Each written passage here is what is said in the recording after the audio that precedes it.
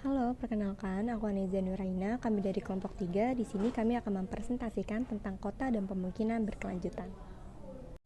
Kota sustainable. Menurut aku, kota sustainable adalah kota yang sangat mementingkan masyarakat, mulai dari transportasi, terus polusi, tata kelolaan ruangan yang baik atau berencana, dan juga dia itu memikirkan masyarakat dalam hal segi lingkungan. Kalau di Indonesia, menurut aku kalau dilihat dari perbedaan Indonesia sama luar negeri, kita masih tertinggal jauh banget untuk tata kelola berencananya, jadi kayak masih kurang walaupun di Jakarta gitu. Jakarta itu adalah ibu kota. Nah, aku pernah bersekolah di Jakarta dan aku melihat kehidupan di sana itu uh, kurang, walaupun lingkungannya kurang bagus dan kurang efisien ketimbang BSD atau misalnya Alam Sutra. Itu menurut aku mereka lebih mementingkan lingkungannya gitu loh ketimbang Jakarta. Kalau Jakarta dibandingkan Jakarta sama BSD, emang kayak kalau soal lingkungan lebih baik BSD, tapi kalau soal transportasi lebih baik di Jakarta, karena Jakarta tuh sangat amat ada ya, semuanya ada di Jakarta gitu, mulai dari transportasi angkot, TJ, um, apa dari taksi, semuanya tuh ada, apapun itu jenisnya tuh ada di Jakarta. Tapi gimana dengan lingkungan Jakarta, gimana dengan tata kelola berencana di Jakarta? Menurut aku sangat kurang. Karena apa? Kenapa aku bisa bilang kurang? Di Jakarta tuh sering banget banjir, apalagi daerah pusat itu. Aku di sekolah Serada itu, jalanannya itu kalau misalnya kita mau sekolah itu kan jalanannya deket TJ itu banjir. Nah, itu tuh sangat amat menyusahkan kita sebagai aku sebagai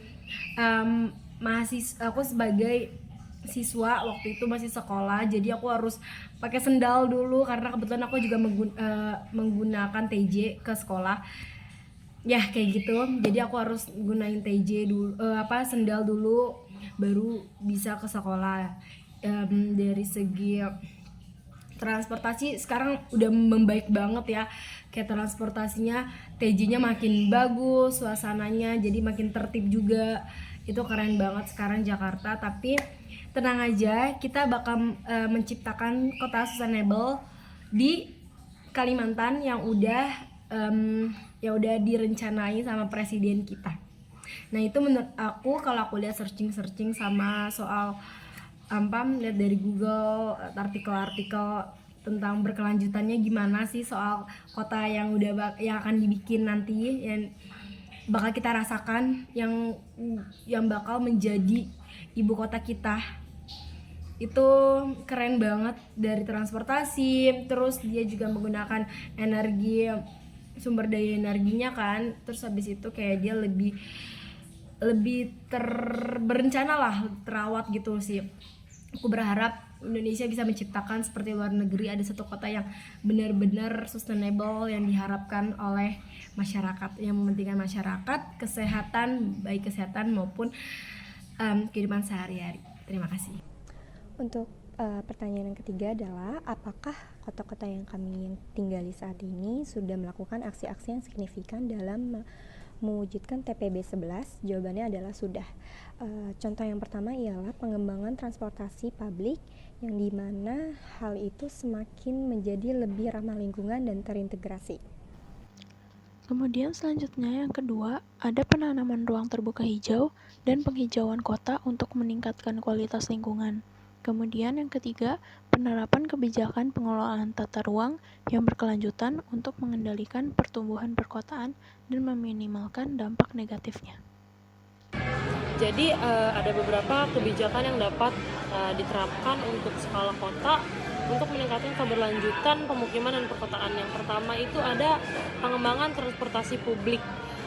Jadi tujuan dari pengembangan transportasi publik ini adalah mengurangi penggunaan kendaraan pribadi yang berpengaruh juga terhadap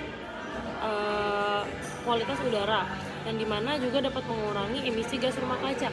Selain dari peningkatan kendaraan umum, juga kita bisa menggunakan kendaraan yang ramah lingkungan seperti yang menggunakan listrik, bukan yang menggunakan minyak bumi sebagai bahan bakarnya.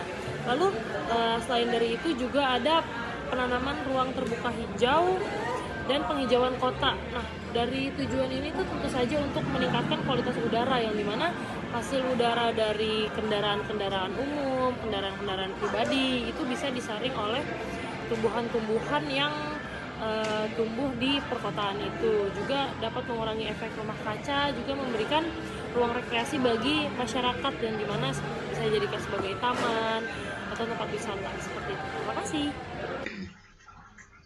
Nah, yang ketiga adalah penerapan konsep bangunan hijau dan ramah lingkungan untuk mengurangi konsumsi energi dan air, serta mengelola limbah secara efisien. Lalu yang keempat, pengembangan infrastruktur yang mendukung penggunaan energi terbarukan dan efisiensi energi seperti panel surya, sistem pengolahan limbah, dan teknologi ramah lingkungan lainnya.